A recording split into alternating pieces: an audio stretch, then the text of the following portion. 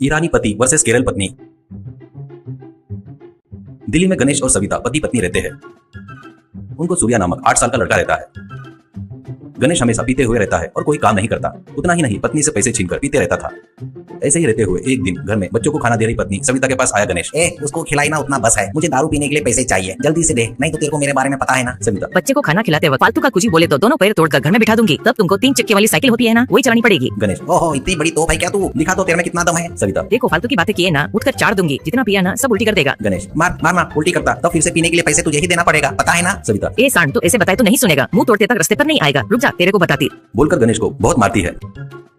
उसकी मार बर्दाश्त नहीं कर पाने से गणेश वहाँ से भाग गिरे। तेजा के पास जाकर बात पूछता है तो तेजा, क्या बताओ भैया, मेरी तकलीफ है। हम लोग ईरान में सेटल हुए इंडियंस है और मेरी पत्नी दिल्ली में सेटल हुई केरियन कुट्टी है। हम दोनों की इंस्टाग्राम में दोस्ती हुई, वो प्यार में बदला, मैं उसके लिए दिल्ली आ गया। कुछ दिनों तक सब ठीक चल रहा था, फिर घर में धीरे धीरे वही उनके घर में धीरे धीरे पैसे देना बंद कर दिया भैया। मुझे गुस्सा आया, इसलिए तुम्हारे घर के बाजू में आ गए। यहाँ मेरी पत्नी का टार्चर शुरू हो गया भैया। दोनों मिलकर बिजनेस लगाएंगे सोचे। वो अपने केरल स्टाइल में नारियल के दूध में चावल डालकर पोली की दुकान लगाएंगे बोली, और मैं ईरानी चाय का बिजनेस लगाएंगे बोला। तब से रोज झगड़ा हो रहा है भैया। मेरे को सोने भी नहीं देती, मुझे टॉर्चर करते रहती है भैया रोते हुए। ऊपर से नया एरिया की फीलिंग भी नहीं आ रही है भैया। देखो इसके लिए रोज झगड़ा हो रहा है, क्या करना कुछ समझ में नहीं आ रहा है भैया। गणेश, अरे बस इतनी सी बात क्या भाई, औरतें ऐसी होती है, अपनी बातों को केयर नहीं करती, कुछ ज्यादा बोले तो मारती भी है। तेजा, हम अभी तक मारने तक नहीं आए, लेकिन मैं अकेला ही ईरानी चाय की दुकान लगाना सोच रहा हूँ भैया। तू मदद कर सकते ना मेरी, तेरे को हिस्सा भी दूंगा, पर मेरी पत्नी को जीतने नहीं देना है भैया। गणेश, अच्छा है भाई, एक मर्द दूसरे मर्द की मदद नहीं करेगा तो कौन करेगा। I help you but you पे मी, ओके ना, कहता है तो तेजा ओके कहता है।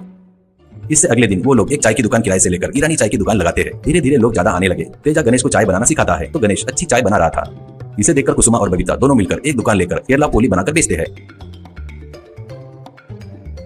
ऐसे दोनों एक दूसरे से स्पर्धा करके बेचने से दोनों का बिजनेस अच्छा हिट हो जाता है। ऐसे रहते हुए एक दिन गणेश से तेजा, भैया मुझे स्कूल में टीचर की नौकरी मिली है भैया, मैं वहाँ ज्वाइन हो जाता, अब ये दुकान तुम्हारी है, अब मैं दूसरे घर में शिफ्ट हो जाता भैया। गणेश, ये क्या है भाई, तू चले गया तो लड़की की परिस्थिति क्या होगी। तेजा, क्या है क्या भैया मुझे नहीं पता, अब मुझे उसके साथ रहना ठीक नहीं लग रहा है। हमेशा पोली पोली करती रहती है, चाहिए तो उसको भी स्कूल में टीचर की जॉब दिला सकता, पर वो मेरी बात नहीं सुनती भैया। अब हम दोनों डाइवर्स लेना ही ठीक रहेगा भैया, कहता है तो गणेश, क्या भाई कैसे बड़ी बड़ी बातें कर रहा है, ऐसी लड़की को छोड़ना ठीक नहीं है, गलत है। वो तेरे पर भरोसा करके आई है, मुझे देख पीना मेरी कमजोरी है, वो गलत है करके पता है, इसलिए मेरी पत्नी कितनी भी गाली दिए तो मैं मार खाता हूँ। अब तेरी दया से ऐसे पैसे कमा रहा हूँ, रुक जा मैं लड़की से बात करता हूँ, तुम दोनों को सेट करता हूँ। बोलकर पोली की दुकान में जाकर अपनी पत्नी को वो बात पूरी बताता है।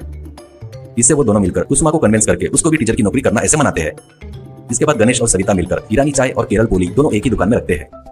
ऐसे ही रहते हुए कुछ दिनों में गणेश अपने लड़के को स्कूल में छोड़ने जाकर वहाँ तेजा और कुसुमा दोनों टीचर बन गए देखकर बहुत खुश होता है। सूर्या को अच्छे से देखो करके बताकर वो चला गया।